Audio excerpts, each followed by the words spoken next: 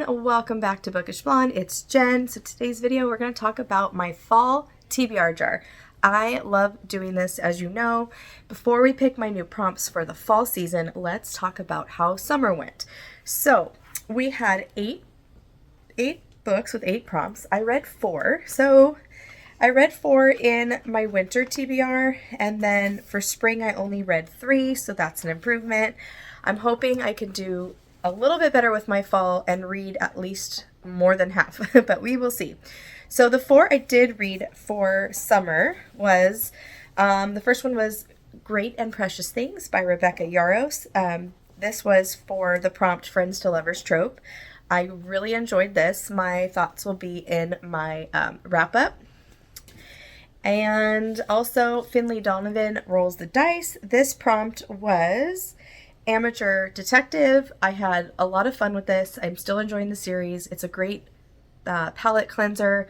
You can't take the series very seriously because it's a little bit ridiculous, but I probably have said this before, but Finley and Vero just remind me of, you know, Lucy and Ethel from I Love Lucy, and I just think these are so entertaining and they're great on audio. I gave this one 5 stars. This one 3.5, 4 stars. It's kind of hard to rate for me. And then I also read, the prompt was Project Made into a Movie. This has not come out yet, but it is coming out early, I think in 2026. And this is obviously Project Hail Mary by Andy Weir. I gave this 5 stars. Okay, and then the last one I read for the TBR jar was The Island by Adrian McKinty. This prompt was a story with overcoming obstacles, and this family had to overcome the obstacle of being hunted down on an island off the coast of Australia. So, gave this 4 stars. This was a fun, action-filled time. Perfect thriller, beach read kind of vibe. I did not read, and they're still staying on my shelves. The first one is set in Ireland, and that was The Wonder by Emma Donoghue, so I did not get to that one. A read with Jenna pick, which was Blue Sisters. I did not read that one. Color in the title, I picked Butcher and Blackbird. I am going to be reading this one soon in the fall time. And then a book about books or libraries, and I picked The Book of Doors by Gareth Brown. This is still one I'm anxious to get to. But yeah, so there you have it. 4 out of 4. I read half. I really want to try to read more than half for the fall. I'm going to really make more of a conscious effort than I have been so far. But yeah, overall, I just have such a fun time picking the prompts. So I have my TBR jar right here. I took all these out and kind of opened them and refolded them. They were all falling on each other, so that's why it looks so full. It's still the same prompts. I haven't done anything different to them. So we're going to pick 8 prompts, and I'm going to pick a book to fill those prompts, and that's it. So let's see how it goes. Let's see. First one. They're all falling out. I have 2. They're stuck. See what I mean? All right. First prompt is a novella. Okay. Short and sweet. That's good.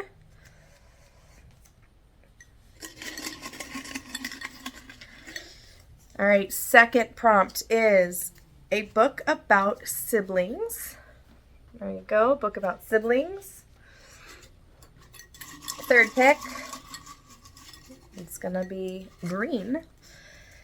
Historical fiction about American history. Okay, that should be easy too. I know I have that on my shelves. All right, pick number 4.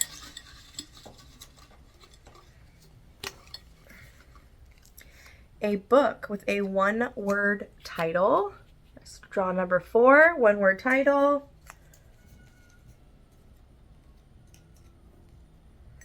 Okay. Pick 5. Hand stuck again. All right, pick 5 is a romantic comedy. Okay, that works. 6. 3 more. I love doing this. Pick number 6 is a book set in the future. Can you see that? A book set in the future.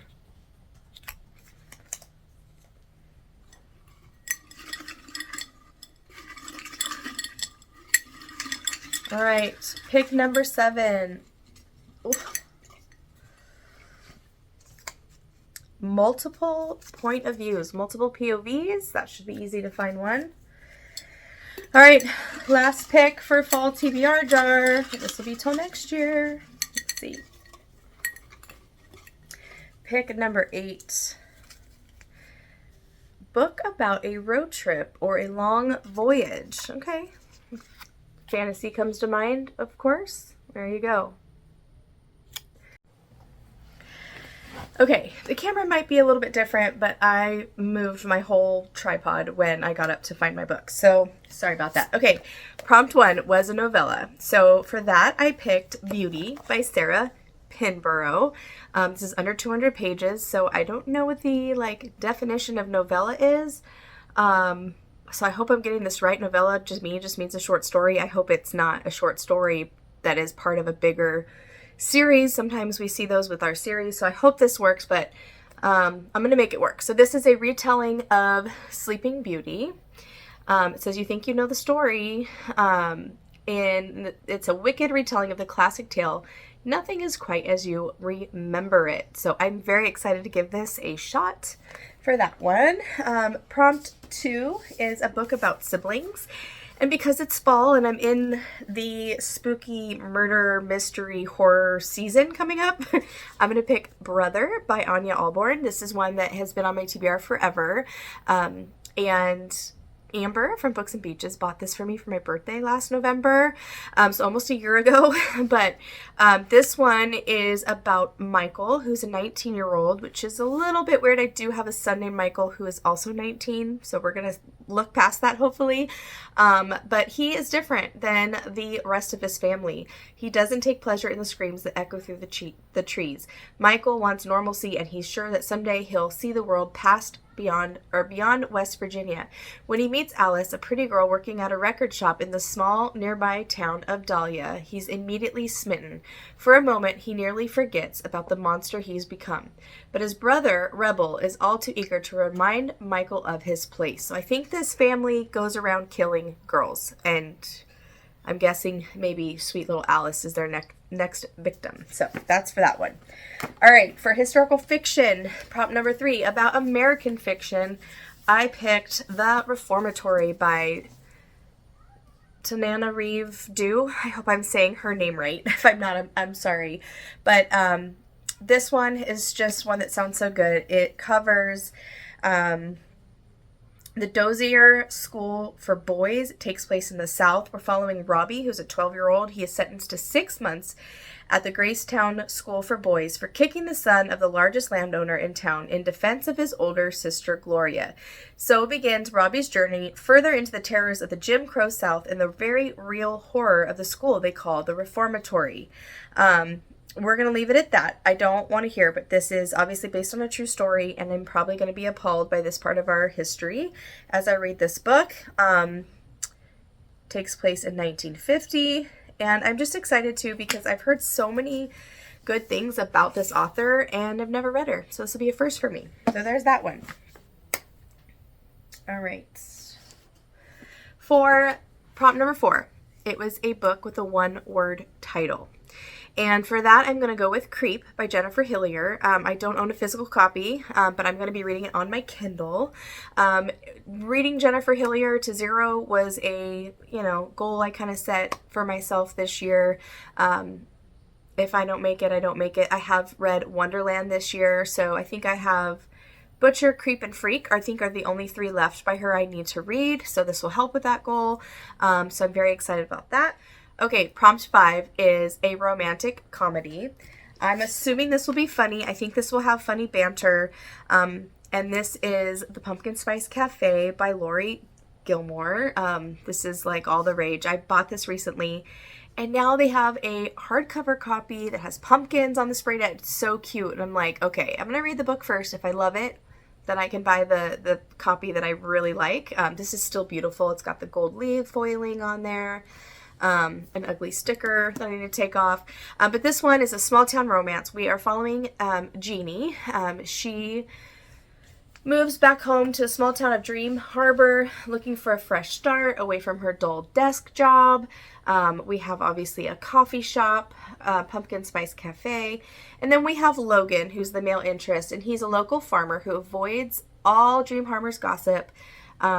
And Jeannie's arrival kind of disrupts his routine. We have Sunshine and we have Mr. Grumpy, so Grumpy Sunshine trope, which I love. And it says, will Jeannie's happy-go-lucky attitude win over the grumpy but gorgeous Logan, or has this city girl found the one person in town who won't fall for her charm or her pumpkin spice lattes? So that sounds a lot of fun. I'm hoping it's funny and that fits the prompt. Set in the future, I'm going to pick up Wool by Hugh Howey. This is part of a trilogy. It's called the Silo Saga Trilogy. And the reason why I really want to pick this up now, this is perfect, because this is not my copy. I borrowed this from a friend and I need to get it back to them. But this one takes place in a dystopian type world. And it says we have... Wool is a story of mankind clawing for survival. The world outside has grown toxic, the view of it limited, and talk of it forbidden. The remnants of humanity live underground in a single silo. But there are always those who hope, who dream. There are the dangerous people, the residents who infect others with their optimism. Their punishment is simple. They are given the very thing they want. They are allowed to go outside. After the previous sheriff leaves the silo in a terrifying ritual, Juliet, a mechanic from the down deep, is suddenly and inexplicably promoted to the head of law enforcement. With newfound power and with little regard for the customs she is supposed to abide, Juliet uncovers hints of the sinister conspiracy.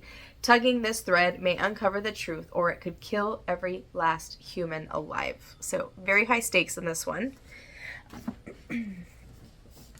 Prompt 7. This one was so easy for me to pick. We needed a book with multiple POVs, and this is a for sure this season for me. And that is Bury Our Bones in the Midnight Soil by V.E. Schwab. I have been holding on to this for a few months since I've got it, and I wanted to save it for October. So I will be reading this in October. I can't imagine what would change that. So we have 3 points of view. So we have 1532 Santo Domingo. We have, which is a story, that timeline is a story about love. Then in 1827 London, we are following another woman, and this is a story about rage. And then we are following in 2019 in Boston, we are following Alice, and this is a story about life, how it ends and how it starts. So in 1532, we have a young girl, Maria is her name, and she makes a desperate choice. She vows to have no regrets, so she's, I think, trying to get out of like an arranged marriage, possibly. And then the 1827 London timeline, we are following Charlotte. So it looks like, a young woman lives an idyllic but cloistered life on her family's estate until a moment of forbidden intimacy sees her shipped off to London. Charlotte's tender heart and seemingly impossible wishes are swept away by an invitation from a beautiful widow, but the price of freedom is higher than she could have imagined. And then in the Boston 2019, we have Alice, who moved halfway across the world, leaving her old life behind to go to college. And she has an out-of-character one-night stand that leaves her questioning her past, her present, and her future. So, I can't imagine this being anything but 5 stars. So, I hope my hopes aren't too high for that one. All right, enough about that. Okay, last one. A book about a road trip or a voyage. I am helping myself out by picking Ruin by John Gwynne. This is book 3. It's a 4-book series. The Faithful and the Fallen. I'm reading this together with Sarah. I started this about 100 pages in and had to put it down. So I need to finish this. My goal is to finish the series by the end of the year. So if I finish this in fall, September, October, November, then I have only 1 book, Wrath, left to read. But this whole series is a giant epic journey. And it's so good. I'm on page 96. I probably will go back and kind of reread some of this since it's been a few months. But this is such a good fantasy series. I don't read a ton of fantasy series, but I really enjoy this. It's dense. It takes all my mind power to follow all the people and all the places they're going, but I really enjoy it. Once I get in it, I'm in it, and it's hard for me to put it down. So, and it's a chunker. So thank gosh it's something that I'm very interested in, because it's like almost 1,000 pages, I think. No, it's like 745, something like that, but it's big. Definitely great high epic fantasy. If you haven't tried this series out, please do. It's so good. Malice is book number 1, Valor is book number 2, Ruin is 3, and Wrath is 4. So there you have it. Those are my books I picked for my fall TBR jar. I am so excited. I love doing this. My goal is to read more than 4, so at least 5 of these, which is why I really took time to set myself up for success. Like, for example, these 2 are for sure this season. For other reasons, I have to get this back to a friend. This one I just signed up. My daughter wants to read it. I need to read it first to see if it's okay for her to read because she's only 13. And then an author that I've been wanting to try, novella I'm interested in, and Brother, which I've put off for far too long. So I have a really good feeling about this TBR. So we'll see. But thanks again for watching as always. I hope everyone is having a good start to the fall, and I will see you in my next video. Happy reading. Bye.